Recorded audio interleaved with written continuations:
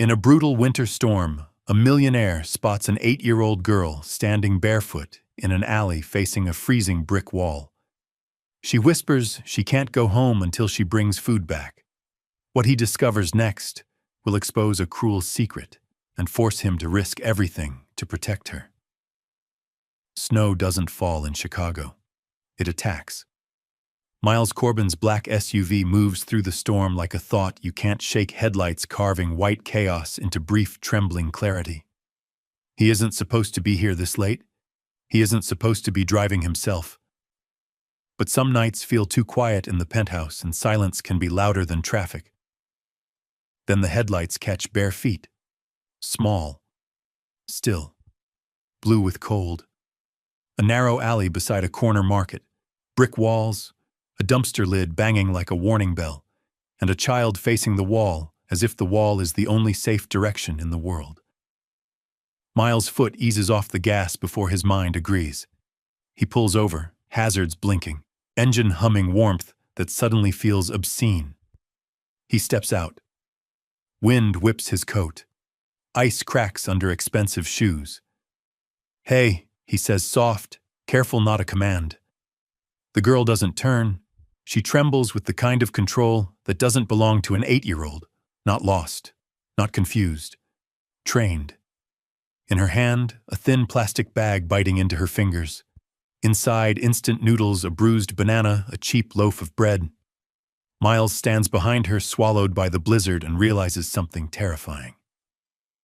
This child isn't trying to survive the weather. She's trying to survive what happens if she moves. Miles lowers himself slightly, keeping distance the way you would around a frightened animal, gentle, patient, non-threatening. "Are you hurt?" he asks. No response. Just the smallest shiver that betrays how long she's been outside. "My name's Miles," he adds. "What's yours?" A pause. "Lena," she whispers, barely louder than the wind. Her voice is thin, practiced, like she's saying something she's not allowed to say. Miles tries again. "Lena, why are you out here with no shoes?"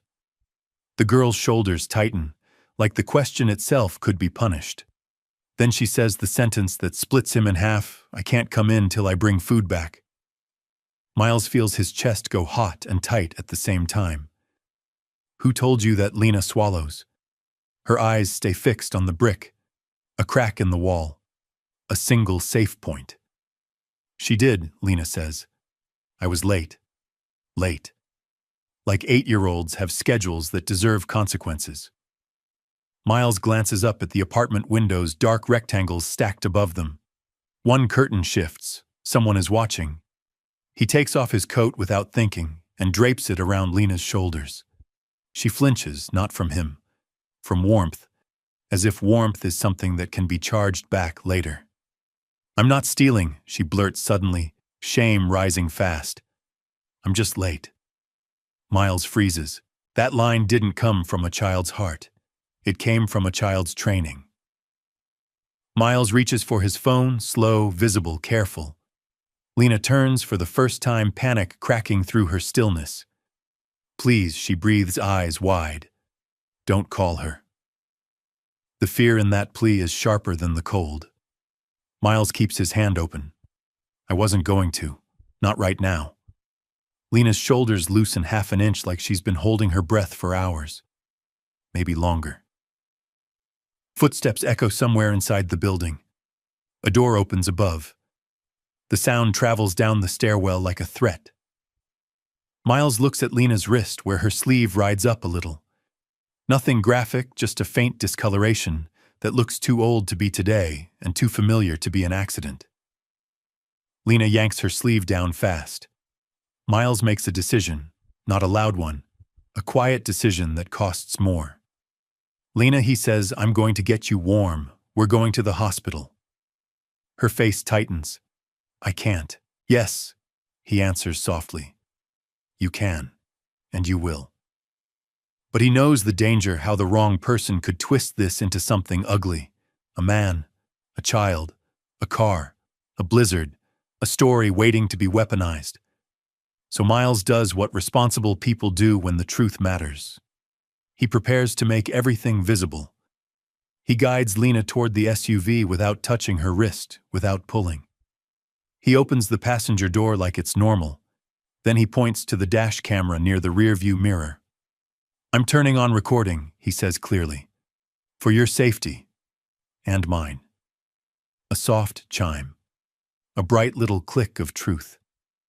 Miles looks into the camera like he's making a statement in court. "My name is Miles Corbin.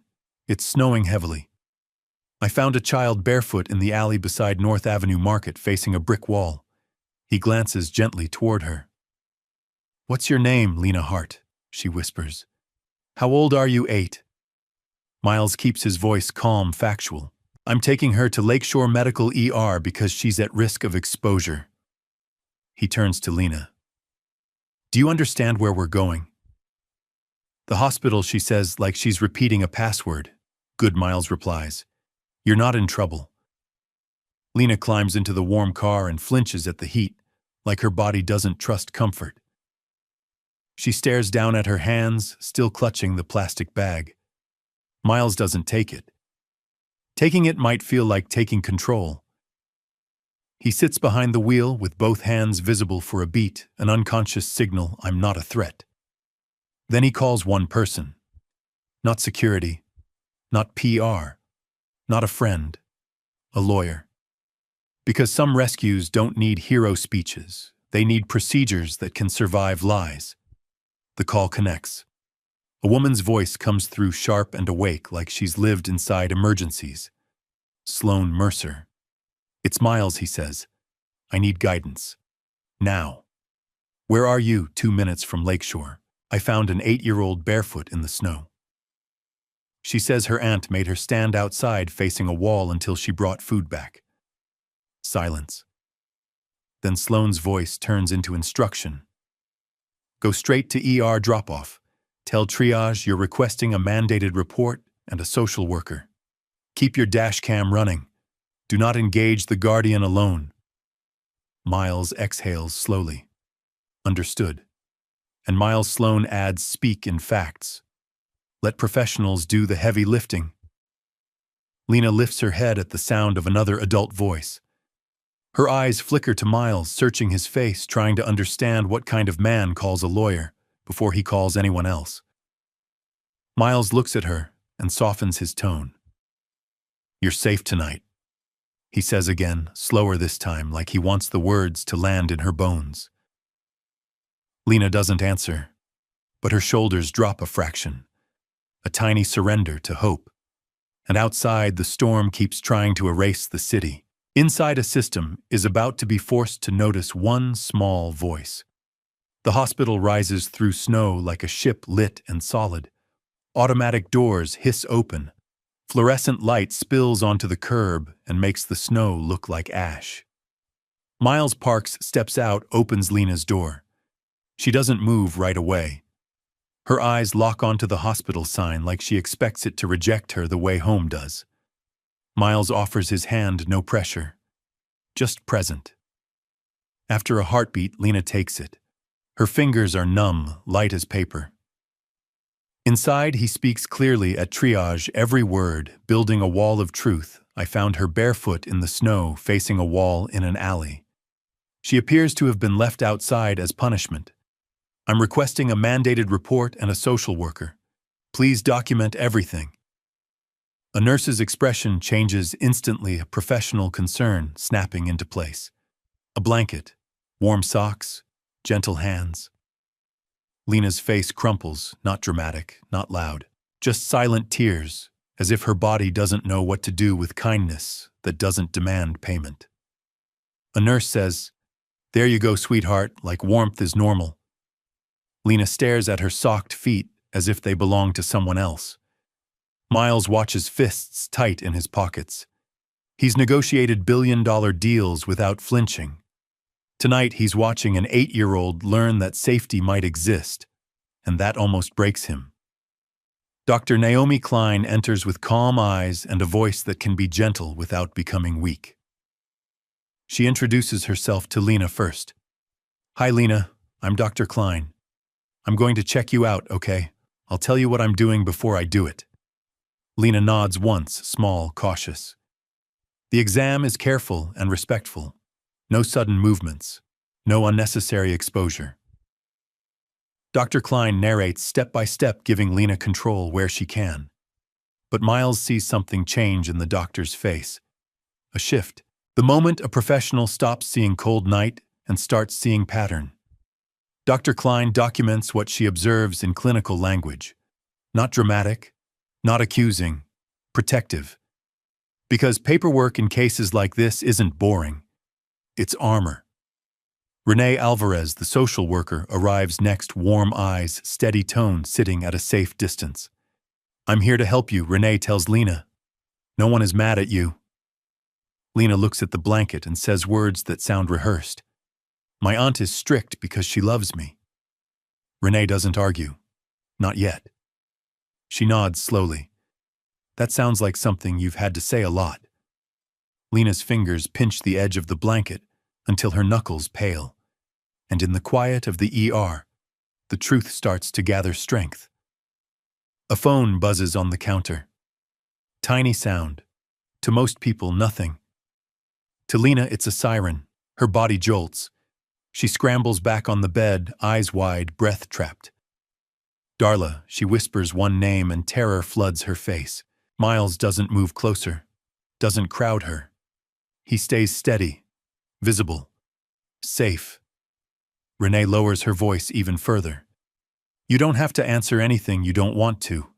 Right now you are safe." Dr. Klein looks briefly at Miles, not suspicion recognition. "This isn't a child afraid of strangers. This is a child afraid of the person who claims to love her."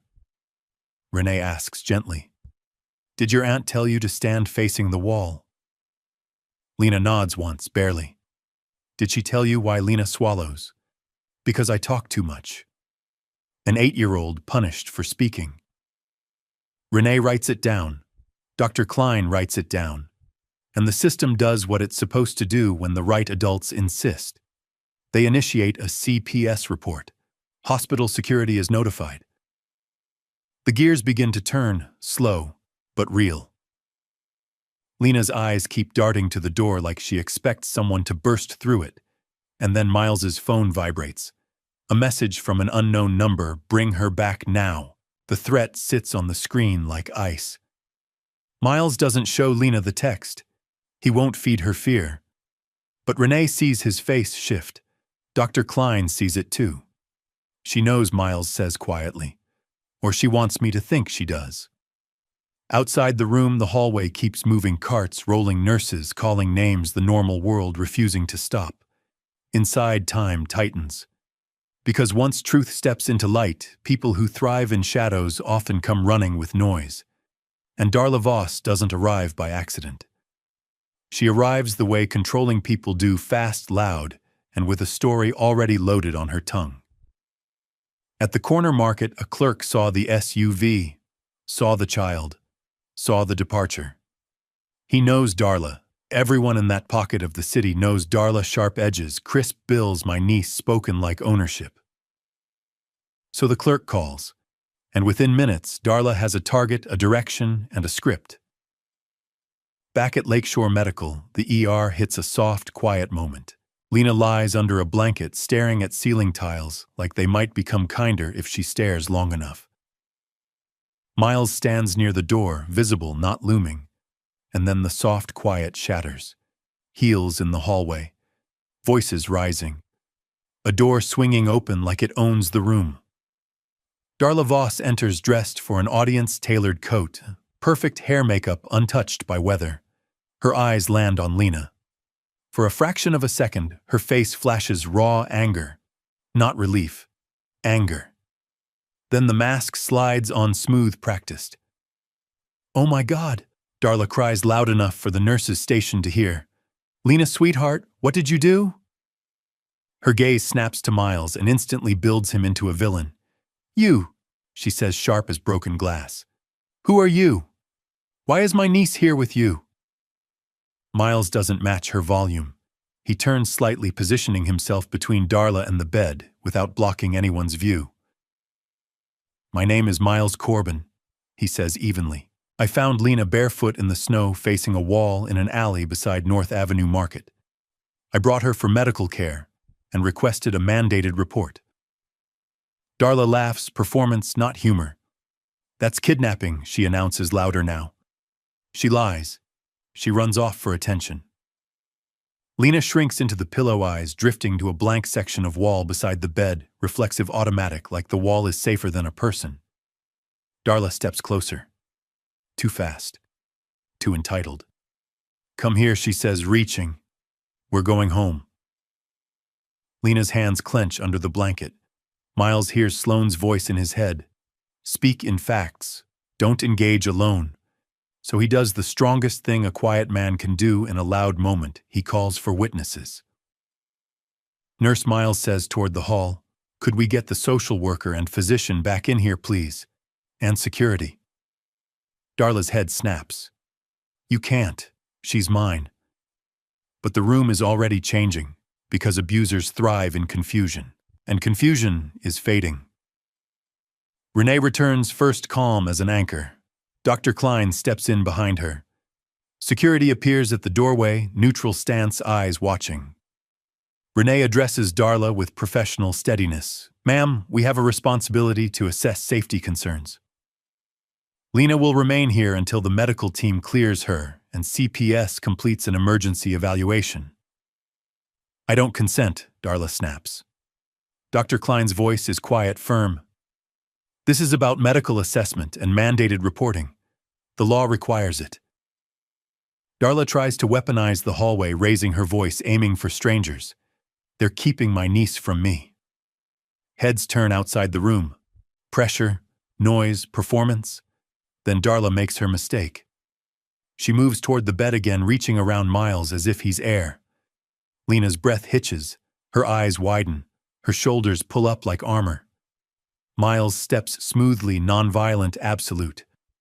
One hand up, palm open, not touching Darla, just blocking the space, and he says a sentence that changes gravity in the room. She does not have to look at you right now. Not an insult. A boundary. He nods to the nurse. Could you close the curtain, please? The curtain slides with a soft hiss, thin fabric, huge meaning. A small world forms where Lena can see only safety blanket nurse's hands, Renee's calm face. Darla freezes, and for a heartbeat her mask drops. Not worried, cold, ownership. Then security steps closer, and the shadow behind the apartment door becomes visible under hospital lights. Tessa Park arrives, CPS investigator, winter coat, dusted with snow eyes, tired in the way of someone who's seen too many versions of the same nightmare. She speaks to Lena first. Always. Hi, Lena. I'm Tessa. My job is to help kids be safe. Lena's gaze flickers to the curtain, then back. She looks at Miles like she's still checking whether she's allowed to exist. Tessa keeps her tone simple. You can talk as much or as little as you want. She asks gentle, structured questions: where Lena lives, who lives there, what happened tonight. Lena's answers come out careful, like stepping across a floor she believes might crack. Tessa turns to Miles, professional and precise. You did the right thing, she says. Mandated report, medical documentation, witnesses, dash cam. That matters. Then she drops the sentence that locks the door on the old life. Lena cannot go back tonight. Relief hits first, then fear. Because cannot means Darla will escalate. People like Darla don't accept boundaries. They attack them. Tessa continues. We'll pursue an emergency safety plan. The hospital can hold her temporarily, but we need a placement option tonight that is safe and monitored. Miles chooses his words like he's handling glass. I'll cooperate with any process, he says. Background checks, home evaluation, supervised placement, whatever you require. Tessa studies him, not moved by wealth, not impressed by the suit. Then she nods. We do this the right way. Paperwork begins, forms, case numbers, calls, protocols, no hero music. Just systems moving. Miles signs what he needs to sign. Conditions, oversight, no contact, security measures. Tessa makes it clear this is not custody. Not yet. Miles doesn't flinch. Understood. Lena listens from the bed, eyes wide. The word yet is dangerous hope with sharp edges. Hours later, they leave through a side entrance to avoid the lobby. Snow still falls, but the wind softens. Lena climbs into the SUV without being told this time. She still clutches the plastic bag of groceries like proof she completed a task no one asked her to complete anymore. Miles doesn't take it. He lets her keep it. Sometimes survival tools look like trash to other people. To the child who carried them, their identity. They ride through Chicago's blurred streetlights, silence thick in the warm cabin. Lena watches the world pass like she expects it to vanish. Miles's home glass steel clean lines has always been designed to impress. Tonight he makes it gentle.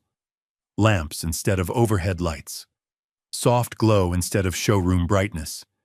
He warms soup, sets a blanket on the couch, and without making a show of it, he starts building a new rule. In this house, comfort isn't a trap. Lena eats slowly, like someone might take the bowl away mid-bite. Halfway through, she slips a dinner roll into her pocket, with a movement so practiced it's almost invisible. Miles sees it, and he makes a choice that matters more than money ever has. He pretends he didn't. No scolding, no shame, no spotlight, just safety. He shows her the guest room. It's quiet, warm, neat. He plugs in a small moon-shaped nightlight. Soft yellow glow spills across the wall. Lena stares at it like it's impossible. "You can leave it on," Miles says. "All night." Her voice is tiny. Is that allowed? Miles feels something crack open in his chest. In this house, he answers gently, "It is." When he steps back toward the door, Lena asks without looking at him, "Are you going away?" Under the question is the real one. "Are you leaving me where she can reach me?" Miles keeps his voice steady. "I'll be right outside." He sits in the hallway back against the wall like a guard beside her door. Minutes pass. The building hums. Heat moves through vents. Then a distant sound street noise. A car door triggers the old fear. Lena wakes with a sharp inhale and whispers into the dark, "I'm sorry. I'm sorry. I'm sorry." Miles doesn't rush in. He doesn't crowd her panic. He speaks through the door, voice low and anchored. "You don't have to apologize for being afraid," he says. "You're safe. I'm here." Silence stretches. Then Lena's breathing slows, fraction by fraction, like a storm easing one gust at a time. Miles stays in the hallway anyway. Because staying isn't dramatic. It's discipline. His phone vibrates. "Sloan." "Miles," she says, urgent. "Darla filed an emergency motion. She's accusing you of interference. She's threatening to go public." Miles closes his eyes for a beat, not surprised. Just heavy. "She wants to paint you as a predator," Sloan adds. "Be ready for a fight." Miles looks at the closed door. On the other side is a child who feared help more than the cold. "I'm ready," he says. Sloan exhales once. "Good. Because your board requested a crisis meeting tomorrow morning." Board, reputation, stock price. The polite world that hates messy truth. Miles doesn't move from the floor. He stays right there. Because if he stands up and walks away now, he'll be repeating the oldest mistake of his life, choosing later. And later is where children disappear. By morning, the storm had softened, but the city still looked bruised, as if the night hadn't finished leaving. Chicago's river was a slate ribbon under a pale sky. Miles Corbin stood in the elevator of Corbin Capital Tower, watching the numbers climb, watching his own reflection hold steady. He wore the same calm face he wore for investors, for journalists, for negotiations that made headlines. But today, calm felt like a mask strapped too tight. His phone had been vibrating since dawn. Missed calls, messages in careful corporate language that meant one thing: contain this. When the elevator doors opened, the boardroom was already full. Glass walls, white light. A long table that looked like it belonged to a different species than the alley behind North Avenue Market. People in tailored clothing sat with their folders open like shields. A screen glowed with bullet points, reputation risk, legal exposure, shareholder concern. Miles took his seat at the head of the table and didn't touch the water in front of him. He listened first. That was his habit. Observe, calculate, move. A board member named Harold Quinn cleared his throat, the kind of throat clear that pretends to be polite while sharpening its edge. Miles, he began. We understand you felt compelled to intervene last night. Compelled. As if an 8-year-old barefoot in a blizzard was a marketing dilemma that had happened to wander into Miles's schedule. Another member, Livia Stanton, not related to Sloan Miles, knew that much, leaned forward with a sympathetic tilt. We're not questioning your intentions, she said softly. We're questioning exposure. You're the face of this company. This story will spread. It already is, Harold added, tapping his pen against a folder. The word kidnapping has been said. We're seeing chatter. Miles didn't react. He didn't flinch. His eyes stayed on the center of the table, as if he could anchor himself to fact. A third voice, smooth, practiced, cut in. Our PR team recommends you step away publicly, immediately. Let the authorities handle it. No interviews, no statements, no appearances with the child. Miles heard the sentence as it was meant: make the girl invisible. Make the problem disappear. Inside, something old and buried shifted. Not anger, something colder, something more precise. He remembered a different room years ago, an emergency waiting room, fluorescent light humming like a bad dream. A nurse coming out with eyes that refused to meet his. A phone call that had split his life into before and after. His older brother Carter gone in a rain-slick accident. Miles had been in a meeting then too. He had told himself 5 more minutes. Later. Later was where grief lived. Miles inhaled once, slow, controlled, and lifted his gaze to the room. I did let the authorities handle it, he said evenly. That's why I brought Lena to Lakeshore. That's why I requested a mandated report. That's why the hospital documented everything. That's why CPS is involved. Harold's jaw flexed. And yet your name is attached. Miles kept his voice low. My name is attached because I stayed. A murmur moved around the table, discomfort dressed as practicality. Livia tried again. Miles, think of the company. Think of the employees. Think of the investors who think of the child. Miles cut in gently but firmly, like he was correcting a mistaken assumption. An 8-year-old stood barefoot in a blizzard facing a brick wall because she believed the wall was safer than a person.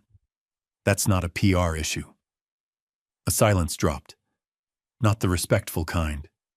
The how dare you bring morality into spreadsheets kind. A man near the far end, Miles barely knew his name, which said everything about how he'd always operated, spoke with a smile that didn't reach his eyes. We're advising caution, he said. This kind of situation, it can be misinterpreted. You know how the public can be. Miles looked at him, and the mask of calm didn't slip, but something behind it hardened into clarity. That's why I did it, visibly, Miles said. Dashcam, witnesses, documentation, hospital protocols. I followed the law. I followed common sense. I did not do anything in secret. Harold sighed, exasperated. Miles, you're brilliant at deals, but you're treating this like a moral crusade. Miles leaned back slightly, not defensive, measured. I'm treating it like a child's life, he replied. The room went quiet again, heavier this time, because the truth was simple enough to embarrass them. He continued, voice steady, controlled. I'm not asking the company to adopt a child. I'm not using the company to fight a custody case. I'm cooperating with CPS under structured supervision. My attorney is handling filings. I will comply with every requirement. Livia's expression softened, real for a second. But the headlines? Headlines will move on, Miles said. Lena won't. Another member shifted, uncomfortable. Your role here is to protect the brand. Miles nodded once. My role as a human is to protect a child who couldn't protect herself. He stood. Not theatrically, just final. I won't abandon a child to protect a stock price, he said, and he didn't raise his voice, which made it worse for them because it meant he wasn't emotional. He was decided. As he walked out, phones were already buzzing, emails, already composing themselves in invisible hands. The boardroom had wanted a version of Miles who could be pressured back into distance. But last night, a small voice had asked him a question so quiet, it felt like a blade. Are you staying? And for the first time in years, Miles understood that staying wasn't softness. Staying was strength. Darla Voss didn't come at Miles with fists. She came with stories. The first article hit 2 days later, not a major outlet, but a local blog with a headline shaped like smoke. Billionaire CEO accused of taking child during snowstorm. The language was careful, full of allegedly and sources say, which made it feel safe to share, safe to believe. Then came the whispers in circles that never admitted they whispered. A charity luncheon where smiles were too polished. A private investor call where someone cleared their throat before speaking, as if concern needed a costume. A board member's wife who didn't say anything directly, just looked at Miles like he was a question she didn't want to ask out loud. Darla fueled it all the way a skilled arsonist fuels fire quietly, consistently, with plausible deniability. She gave interviews that weren't interviews, statements that weren't statements. My niece is emotionally fragile, she'd say, eyes damp in the right places. She's been through so much. And now a stranger has confused her. She never said anything explicit. She didn't have to. She planted the idea and let the public do what the public sometimes did when truth was inconvenient, fill in blanks with fear. Miles's PR director Graham arrived at the penthouse with a face that had spent too long arguing with reality. We need you to disappear, Graham said, voice tight. No cameras, no sightings, no public connection. Miles looked past him down the hallway where the moon-shaped nightlight glowed behind a half-closed door. Lena was in that room with Renee Alvarez's recommended safe bedtime routine, trying to learn what sleep felt like when it wasn't a trap. I'm not disappearing, Miles said quietly. Graham's frustration broke through. Miles, this could destroy everything you built. Miles didn't argue. He just spoke the truth that didn't fit in corporate language. I built it wrong, he said, and let that hang there. Sloan Mercer didn't ask him to disappear. Sloan asked for evidence. She arrived with 2 phones, a legal pad, and a calm that could cut glass. She's going to accuse you of coercion, Sloan said. Interference, manipulation, possibly something uglier implied. We don't panic. We document. We outlast. Miles nodded. We already have the dash cam. Good, Sloan replied.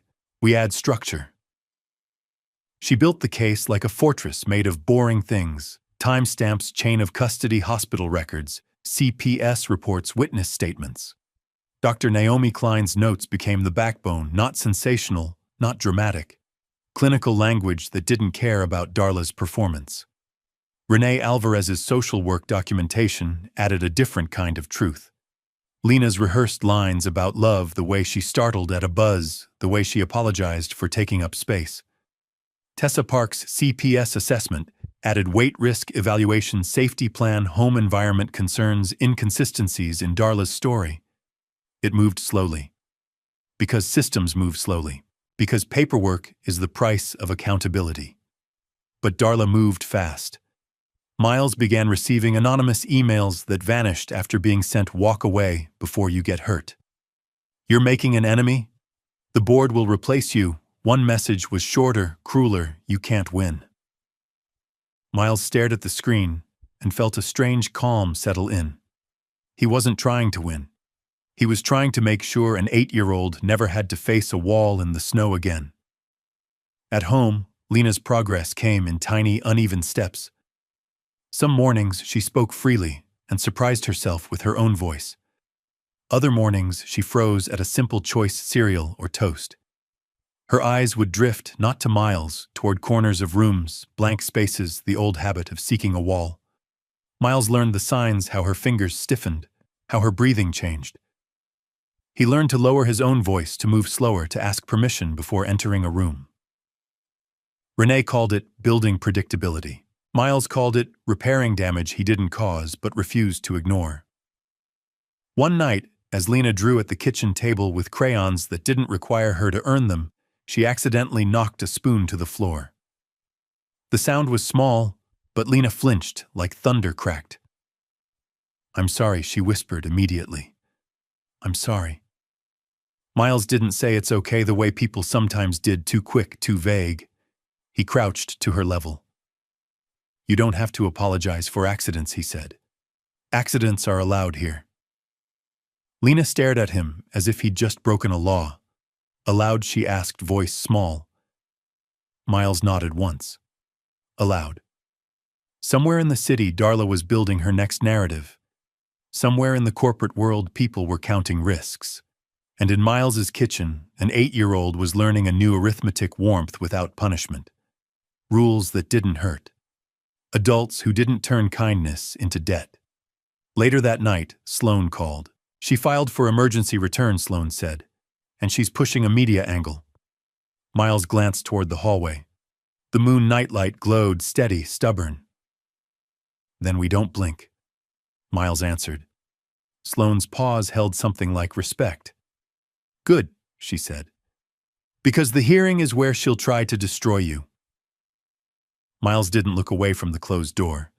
"If she tries," he said softly, "she'll have to do it in daylight."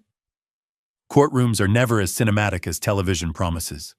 There's no swelling music, no dramatic zoom, no thunderclap verdict, just fluorescent lighting that makes everyone look tired, wooden benches that creak when someone shifts under pressure, and stacks of files thick enough to feel like bricks. Miles Corbin sat beside Sloane Mercer with his hands folded loosely in front of him. He didn't wear his most expensive suit. He wore something simpler, darker, as if he were trying not to take up space in a room that was supposed to belong to truth, not ego. Across the aisle sat Darla Voss. Perfect hair, muted suit, a tissue in hand like a prop she'd rehearsed with. If a stranger walked in without context, they might have mistaken her for the victim. That was Darla's talent, performance. But performance fractures when it meets documentation. The judge entered. Everyone stood. A gavel tapped once. The room shifted into structured order. Darla's attorney spoke first, polished tone, strategic pauses, phrases designed to float into people's minds and stay there. "My client has been a devoted guardian," he said. "She provides structure and stability. The child has behavioral challenges that have been professionally noted." Miles didn't react. Sloane didn't either. The attorney's voice softened into implication. "A wealthy stranger inserted himself into this situation under circumstances that are unusual. We believe the child has been influenced. He never said anything explicit. He didn't have to. He planted doubt like seeds." Then Sloane stood. No theatrics, no righteous speeches, just a calm that made the room listen. "Your Honor," she began, "we will speak in facts." She presented the timeline in clean, unbreakable increments. Time. Miles observed the child. Time he activated dashcam. Time he arrived at Lakeshore Medical. Time of triage documentation. Time of mandated report request. Time CPS was contacted. Then the medical documentation entered record. Dr. Naomi Klein's notes. Clinical language, observations, concern for safety, not sensational, not emotional, protective. Renee Alvarez's social work documentation followed. Lena's initial rehearsed statements, her panic response to Darla's name, her immediate reflex to apologize, her fear of getting in trouble for being found. Then CPS investigator Tessa Park's assessment, emergency safety plan, necessity home environment, concerns inconsistencies in Darla's accounts, risk factors. Each piece was quiet. And that was why it was powerful. Because it wasn't a story, it was a pattern. Darla's attorney tried to interrupt with objections that sounded confident, but landed weakly against the weight of timestamps. When Darla took the stand, she performed grief with precision. "I love my niece," she said, voice trembling in the right places. "I discipline her because I care. Children need structure. She exaggerates when she's upset." The judge listened without expression, Penn's still eyes steady. Then Sloan asked questions, the way surgeons use scalpels, small controlled cuts that reveal what's underneath. "Ms. Voss, is it normal discipline to require a child to stand outside in winter conditions?" Darla's face tightened. She wasn't outside long. Sloan didn't raise her voice. "How long?" Darla blinked. "I don't know." Sloan nodded. "But you're certain it wasn't long?" Darla's jaw flexed. "Yes." Sloan lifted a document. The market security camera timestamp shows the child outside for a documented span prior to Mr. Corbin's arrival. The hospital's intake notes state the child was barefoot and visibly cold. CPS initiated an emergency safety plan. Darla's tissue crumpled in her hand. And then came the part that mattered most, the part designed to protect the smallest person in the room. Lena did not testify in open court.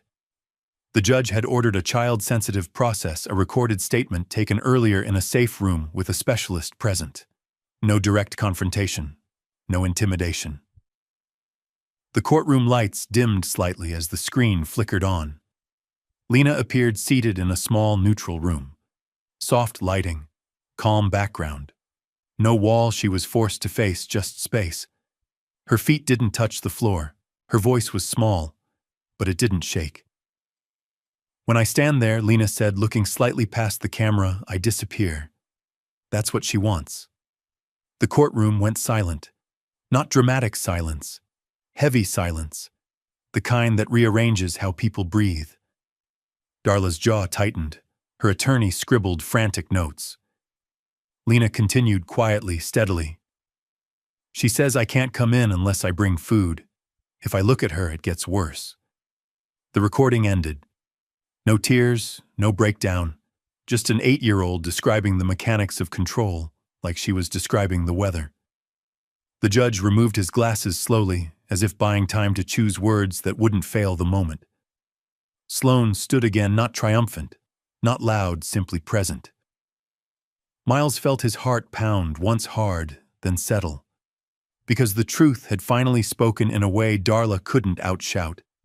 And in a room built for procedure, procedure was about to become protection. The courtroom stayed quiet after the recording ended, like the air itself didn't know what to do with what it had just heard. Not a child crying for sympathy. Not a child performing fear. Just an 8-year-old speaking with the flat, careful certainty of someone who had learned the rules of survival too early. Miles kept his eyes forward. He didn't look at Darla Voss. He didn't want Lena's truth to become a staring contest between adults. Sloan Mercer gathered the exhibits into a neat stack. Dr. Naomi Klein's documentation. Renee Alvarez's reports. Tessa Park's CPS assessment. School records that showed the absences the quiet noted again and again, the teacher who described how Lena often stood near walls during recess, as if she felt safer when her back was protected. None of those details were dramatic alone. Together they formed a picture that didn't need a narrator. The judge sat with his hands, folded eyes lowered to the file in front of him, as if he were weighing something heavier than paper. His voice, when it came, was steady, quiet enough that everyone leaned in. This court recognizes he began the seriousness of allegations in any case involving a child and an unrelated adult. Miles felt his stomach tighten at the word unrelated. The public loved that word. It made motives easy to doubt. But the judge continued, and his tone didn't tilt toward suspicion. It tilted toward responsibility. However, the judge said the evidence presented is consistent, corroborated, and professionally documented. Medical assessment, social work documentation, CPS risk evaluation, school testimony. He paused, and the silence pressed down again, dense and careful. Based on the totality of evidence, the judge said this court finds sufficient cause to terminate Darla Voss's guardianship effective immediately. Darla's breath caught sharp and loud in the stillness. For the first time, her face cracked in a way her makeup couldn't fix. Not grief, not heartbreak, shock. Because controlling people don't expect a locked door. They expect doors to open for them simply because they insist. Her attorney leaned close, whispering rapidly. Darla shook her head once tight and furious, as if the world had just broken its contract with her. The judge raised a hand, slightly signaling order. A protective order will be issued, he continued. No contact, no direct or indirect communication with the child, including through third parties. Miles felt his chest expand with the first true breath he'd taken all morning. No contact meant no late-night threats, no surprise visits, no social media messages that were really traps. The judge's gaze shifted to Miles, measured not warm, but fair. Temporary custody is granted to Mr. Miles Corbin under structured supervision, the judge said. This includes scheduled welfare checks, continued therapy, and compliance with CPS monitoring pending further review. Not a victory parade, a plan. A system building a fence around a child who had lived too long without one. Darla surged to her feet.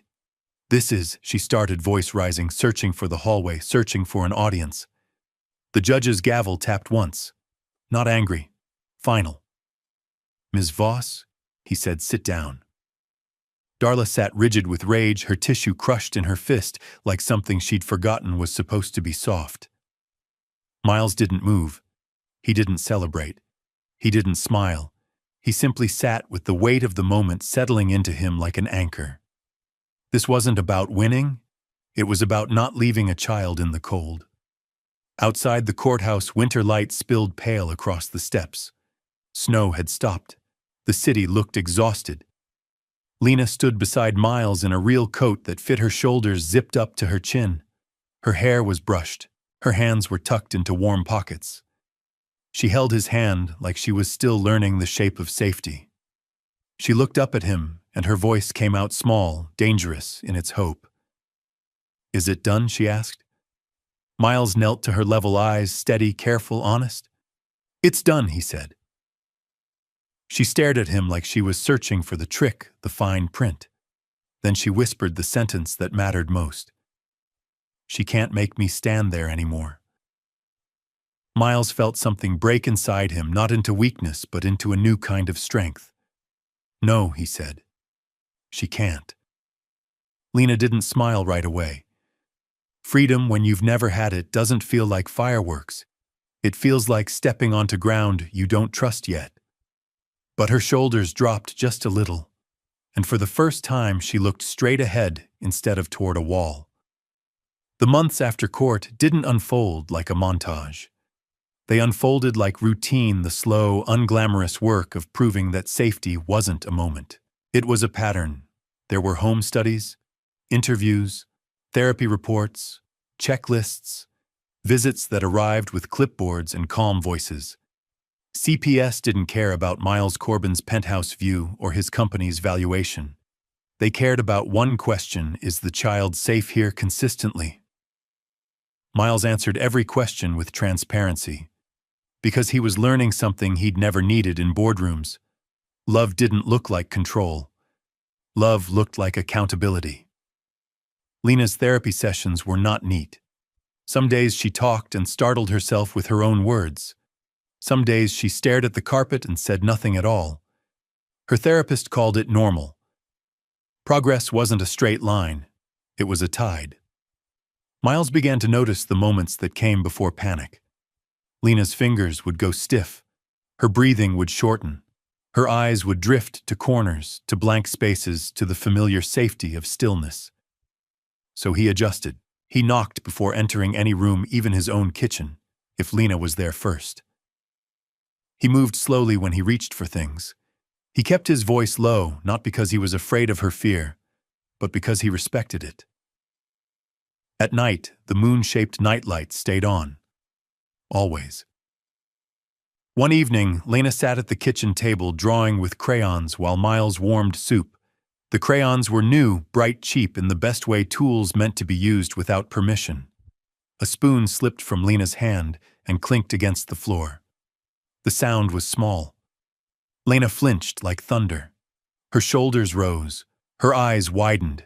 Her mouth opened and the apology spilled out like a reflex she couldn't stop. "I'm sorry," she whispered. "I'm sorry." Miles didn't say it's okay too quickly. He didn't want to erase her fear with a phrase that didn't teach her anything. He crouched to her level. "You don't have to apologize for accidents," he said. "Accidents are allowed here." Lena blinked hard, as if she didn't understand the language. "Allowed?" she asked. Miles nodded once. "Allowed." She stared at him like he'd just rewritten gravity.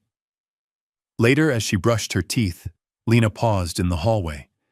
The clean wall there used to make Miles uneasy because it reminded him of the way she'd stared at brick in the alley.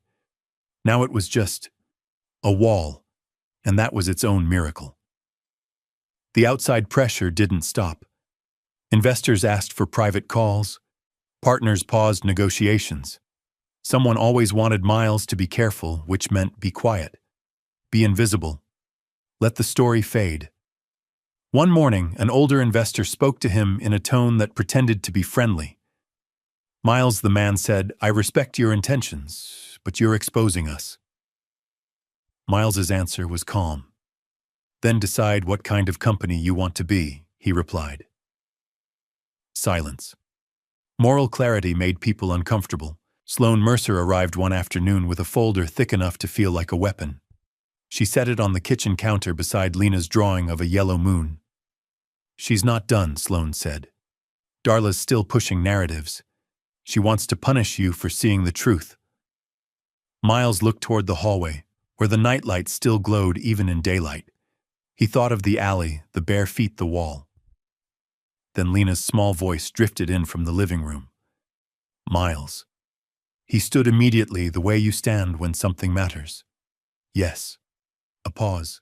Then carefully, as if the question itself could break something. "Are you still here?" Miles didn't hesitate. "I'm still here," he said, "and I'm not going anywhere." Lena didn't smile, not fully, but she exhaled. And in that exhale was a new lesson: slow and steady safety can be real. And it can stay. The final adoption hearing was quiet. No reporters, no cameras, no dramatic speeches, just a small courtroom, a few signatures, and a judge who had seen enough cases to know when a child's life had finally turned in the right direction. Miles stood beside Lena at the front of the room. She wore a light blue coat that fit her shoulders perfectly now. Her hair was neatly brushed, and her shoes, real winter boots, tapped softly against the floor as she shifted her weight. The judge looked down at the documents, then at Lena. "You understand what today means?" he asked gently. Lena nodded once. "It means," she said carefully, "I get to stay." The judge smiled faintly and signed the final page. Then he said the two words Lena had waited months to hear. "You're safe." Outside the courthouse, the sky was clear for the first time in weeks. The cold had softened into a bright winter morning. Snow along the sidewalks had begun to melt, turning the city from gray to silver.